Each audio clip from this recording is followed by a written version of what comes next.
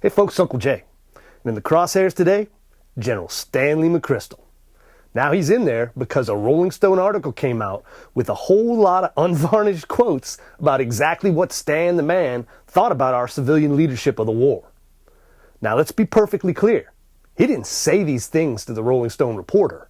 An idiot aide of his named Boothby, who got the boot, was the one who was running his mouth. And I've heard that Stan didn't even invite this Rolling Stone reporter inside the circle, that it was kind of forced on him.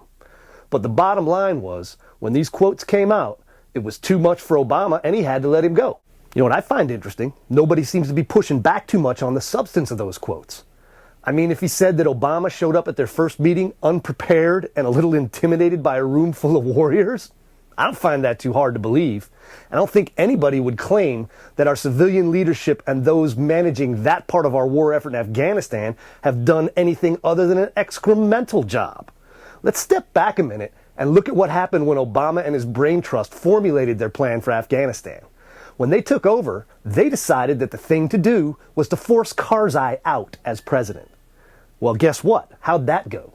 That was Special Envoy Holbrooke and Ambassador Eikenberry as the main tools of that strategery, and it didn't work. They failed. And in a tribal and honor culture like Afghanistan, they disrespected the big man, Karzai. Hell, Holbrooke tried to get a meeting with Karzai, turned down, tried to get a meeting with the Pakistanis, and they said, yeah, no thanks, we're having kebab at my mother-in-law's. He has zero clout and zero ability to operate in that theater.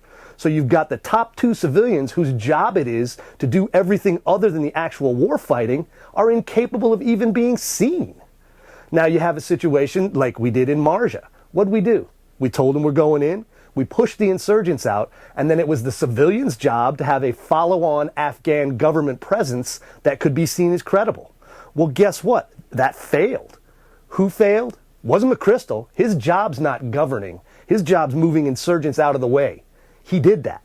So let's get back to the idea that maybe there's a problem with the civilian leadership. Now, should that have come out in a Rolling Stone article? Of course not. It wasn't about McChrystal's plan, wasn't about his strategy, it wasn't about the rules of engagement. It was about Obama getting embarrassed in public and doing what he had to do so he didn't look any weaker than he already does.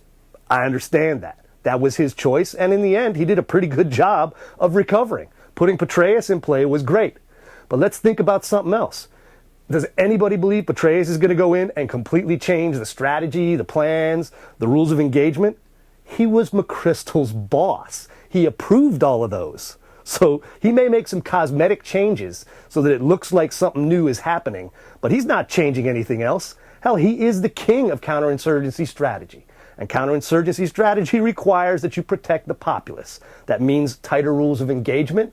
And what he'll probably do is reinforce to commanders down the line that they shouldn't go beyond those and tighten them more than the actual guidance says, which is what has happened. So let's keep it straight. The rules aren't killing us. The rules are what we need to do to make sure we can actually accomplish the mission. And we cannot do that without the backing of the Afghan people. And we cannot achieve our end goal unless the Afghan government and security forces can step in. Well, guess what? That requires quality civilian leadership. Eikenberry's got to go. Holbrooke's got to go. General Petraeus needs a new team. When he was in Iraq, he had Ryan Crocker, and they were tight like that. On target, on mission, together. Eikenberry has no credibility. Holbrooke has no credibility.